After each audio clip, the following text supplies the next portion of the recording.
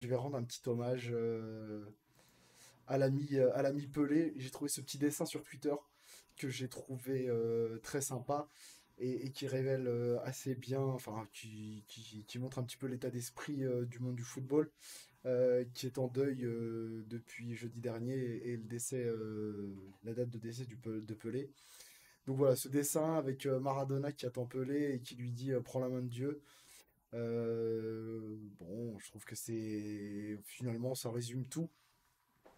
Hommage planétaire hein, pour Pelé, qui est considéré par beaucoup comme le meilleur joueur de l'histoire du football, si ce n'est la petite concurrence de Maradona et puis la discussion avec les deux stars actuelles, Ronaldo et Messi.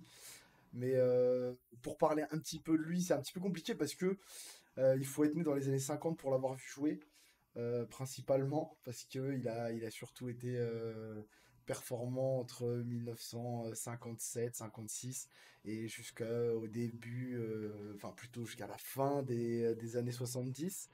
Il a beaucoup évolué au Brésil à une époque où il n'y avait pas trop la télé, donc compliqué d'en parler. On a pu voir pour la plupart d'entre nous uniquement quelques vidéos.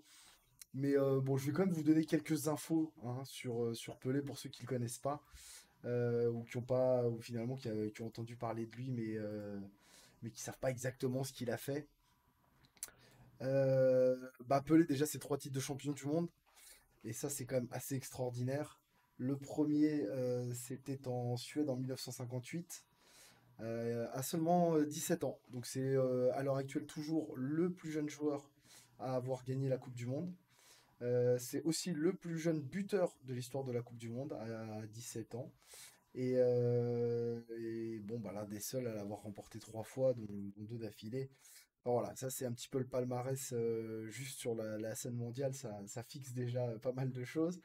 Euh, Pas de ballon d'or pour lui, il y a une explication. Alors il a eu un ballon d'or d'honneur en 2013, mais il n'avait pas eu de ballon d'or avant cela parce que tout simplement jusqu'en 1996, le ballon d'or ne récompensait que le meilleur joueur européen.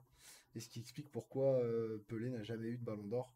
Mais sinon, on peut penser qu'il en aurait eu au moins autant que Lionel Messi, si ce n'est plus, tant il a dominé le football dans les années 60 et tant il a été extraordinaire. Euh, pour petite info, donc voilà, il a commencé sa carrière à 15 ans, rien que ça, à Santos, pratiquement le club de toute sa vie hein, au Brésil. Il ne l'aura quitté finalement qu'en fin de carrière quand il est parti aux États-Unis de jouer au New York Cosmos. Mais sinon, voilà, il a quasiment évolué uniquement au Brésil avec de nombreux titres, des Copa Libertadores, qui est l'équivalent de Ligue des Champions qu'il a remporté 2 fois, plusieurs titres du championnat brésilien, et puis les 3 Coupes du Monde. Donc voilà. Donc, énorme joueur, je crois que c'était un joueur qui était en avance sur son temps. L'hommage est aujourd'hui mondial. Je pense que toutes les grandes stars du football ont eu un petit message pour Pelé. Donc, c'est dire, voilà, on a beaucoup parlé de légende pendant cette Coupe du Monde. Lui, c'en est une, c'est sûr. Et il aura marqué le football de multiples façons. Puis il a une vie assez trépidante. Il a joué au cinéma à Hollywood dans un film avec Sylvester Stallone. Il a fait de la chanson. Il a été ministre au Brésil. Enfin, voilà, beaucoup de choses. En tout cas, un énorme joueur.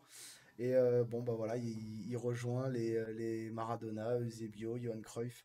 Ça va commencer à faire une sacrée équipe au paradis de ces énormes joueurs.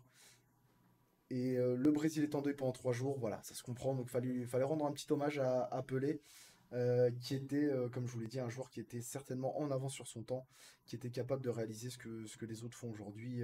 Lui, il le faisait 40 ans avant tout le monde. Donc voilà, ce petit hommage